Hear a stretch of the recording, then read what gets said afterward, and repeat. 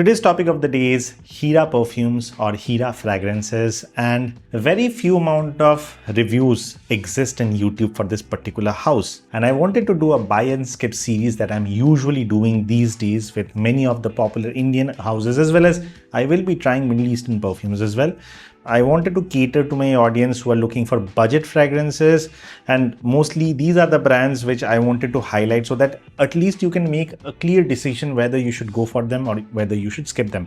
And the best way to test the perfumes out are basically buying their discovery set, because at the least amount of money invested or spent, you get the most amount of experiences for that particular house in itself to get a clear picture as to where they stand in this entire giant, pool of perfumes out there. Because every single day, I guess a new brand is launching these days, and Instagram or my emails are kind of flooded houses that I have never heard about. And all of them are like handcrafted, blah, blah, blah bullshit. All the marketing games. I was kind of having the same thought about HIRA, because there's only one channel, Sense, I guess, who reviewed this particular perfumes. The rest of it was basically what it felt like a promotional video, mostly shorts, reels, and Instagram is kind of flooded with them. And they have very strong, aggressive marketing with retargeting ads. Like if you check their website once, or if you land on their product once, your entire social media will be flooded with their ads. I just wanted to clear my air, and I will be very honest with you. Initially, when I bought the HIRA perfumes, I wanted to buy them with the clear intention of bashing them. I'm really sorry, but that is what my initial impression was, because when I was basically searching for this perfume, most of the comments in Reddit as well as the comment section of that particular review usually hated the perfumes. I was basically like, okay, let's make an expose video, let's expose them out. But there are a couple of things that I really wanted to talk about over here, which I found really interesting, and that is the reason I'm making this video. Right off the bat, the perfumes are not bad. Not as bad that internet is claiming them to be. But there are some disclaimers that I would want to give at the end. Quickly talk about the perfumes, their overall longevity, projection, everything, how they smell. One thing, the perfume box is neatly done, but they have done something very stupid over here. I mean, I am calling this stupid. I might be stupid, but that is how I felt, okay? So there are like 4 perfumes. Let me name the perfumes. Dive Club, Oak and Smoke, Off the Grid, and After Hours, okay? And the notes of this particular perfumes are written over here, as you can see. However, if in case you take one of their perfumes out and you take the other one out, and by any chance you replace the perfume positions in this particular box, the problem is on this particular side, on this side, the name of the perfumes are not basically written. Next time when somebody comes and checks the perfume, they will be confused as to which notes pertain or align to which perfumes. How much time would you have taken to write the name of the perfumes on this side so people basically know what are the notes of this particular perfume, rather than making sure that the perfumes are arranged neatly every single time that they are taken out from the box? How confusing is that, okay? That's one of the initial nitpick that I had with the perfume in the discovery set format. I mean, I'm just nitpicking, but this is something that I found to be problematic in terms of the design. Now, coming to the perfume bottles, they are 10 ml and the entire discovery set costed me $7.99. So in total, there is like 40 ml of juice over here. And basically in the per bottle series, I mean 50 ml bottles, the retail bottles, the bigger bottles are selling for like 800 to 900 rupees for a 50 ml, and we will be judging the perfumes based on that particular pricing itself, okay? So let me quickly talk about each perfume, what is the good, what is the bad about each, and then let me share my review in terms of the buy and skip way, okay?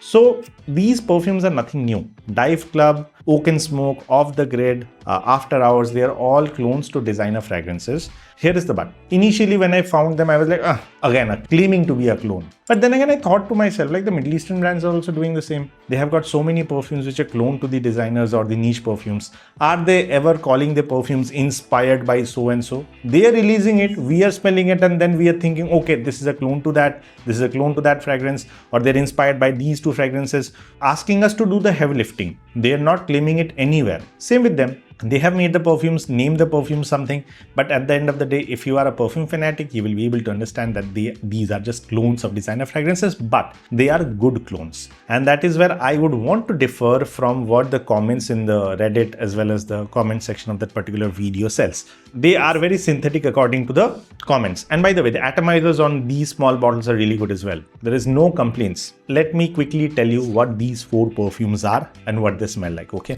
One is Dive Club. Dive Club basically smells like Dior Sauvage. Dior Sauvage EDP Precise. Quite frankly, this is not the closest rendition to Dior Sauvage, but this is a very good rendition to Dior Sauvage in my particular opinion. I like the perfume, as in the smell. There is no alcoholic blast as such, which, you know, the comments of the Reddit post was saying. However, there is a disclaimer at the end. I want you to listen to it before ending the video because that's quite important, okay?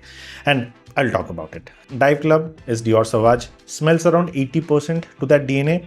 It's a tad bit more fresher compared to the Dior Sauvage OG, and the overall projection that I get with this perfume is around an hour, and the longevity that I get with this perfume is around 5 hours to 5.5 hours when applied on the clothes. At around 800 to 900 rupees for a 50 ml, this sits right in the position of Arabian Aroma, Menworks, like brands as such. But the good thing about this particular brand is they're available in Flipkart, Amazon. This is something that makes this perfume, in general, this particular house, a bit more accessible than the others. Arabian Aroma also is listed in Flipkart, Myntra, I guess, but Menworks as such, they are not getting listed. Ababel, they are not getting listed. So in that particular space, they have some edge. In terms of the blend quality, they're really good. However, what I personally felt is the projection department for this particular perfume, Dive Club, is not that great. Around 1 hour, this will project, but not in a beast mode or very, nuclear projecting way. It's a moderately projecting perfume, and for its price, it's actually good. But on a scale of 1 to 10, I will give it a 7. Let's talk about the next one, which is Oak and Smoke. This basically smells like Tom Ford's Ombré Leather. And if in case you have smelled any other Ombré Leather clone, it's very similar to that. But quite frankly, over here as well, the blend quality is not bad.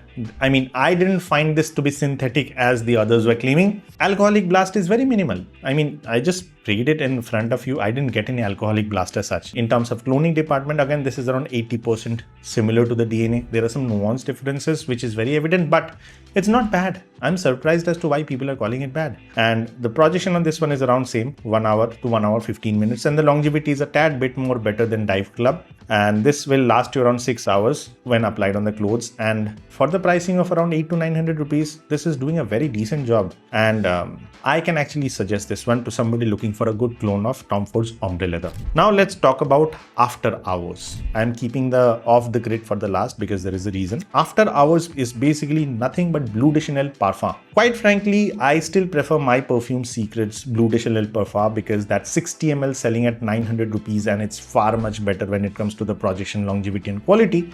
But this one is not that bad as well. This one actually captures the Bleu de Chanel Parfum DNA pretty well. Not as dark. The sandalwood part over here is neatly done, which I am very happy about. A little bit of alcoholic blast that you're gonna get with this perfume that I didn't get with Oak and Smoke or Dive Club. Bleu de Chanel Parfum After Hours basically has a bit of syntheticness or alcoholic blast, you can say, but after maybe 30 seconds, this is like gone. And there is a very soapy nuance in the perfume, which I really loved. It's a tad bit more soapier than the Bleu de Chanel Parfum, in my opinion.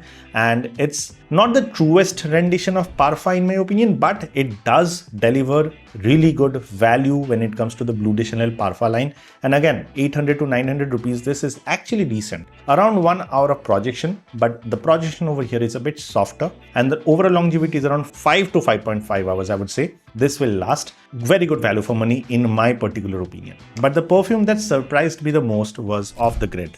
Off the Grid is basically their representation or inspiration on the DNA of Terre d'Hermès. Terre d'Hermès, beautiful. Rasasi Fatan is one of my favorite when it comes to the DNA of Terre d'Hermès, and somehow that particular perfume is selling for around 1200 to 1500 now for a 50 ml bottle. This on the other hand is selling for like 800 to 850 or 900 rupees for a 50 ml, and trust me when I say this, I was very pleasantly surprised with this particular perfume, and that is the reason I kept it at the last. The reason, the perfume smells really good. I don't know, again, I saw a lot of comments saying that this smells synthetic. I don't know. I am not not getting any syntheticness or harshness or alcoholic blast from this particular perfume. And the blend is really good. So much good that I feel as of now, I mean, this would be something that is very, I mean, it has got a lot of weight when I say this. This might be something that I will buy once my Rasasi Fatan is, when I empty it, or rather the juice is very minimal.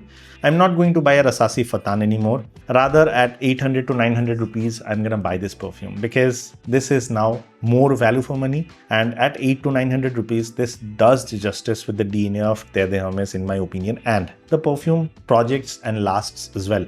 1.5 hour this perfume has projected when applied on the clothes, and around 6 hours this perfume has stayed on my clothes. And that too, all the perfumes longevity that I'm seeing is not outdoors, they are indoors in a closed environment.